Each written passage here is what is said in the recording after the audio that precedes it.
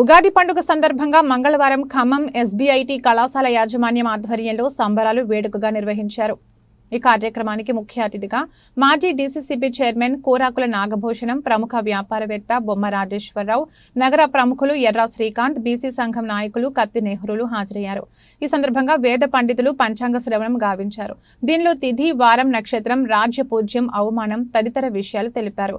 అనంతరం కళాశాల chairman RJC Krishna మాట్లాడుతూ ఉగాది అంటే తెలుగువారి పండుగ అని తెలిపారు. తెలుగు సంవత్సరం నేటి నుండి ప్రారంభమవుతుంది కాబట్టి ఇది తెలుగువారి పండుగగా గుర్తింపు తెచ్చుకుందన్నారు. అనంతరం ఆర్జేసీ కృష్ణ దంపతులతో పాటు అతిథులు ప్రత్యేక పూజలు నిర్వహించారు.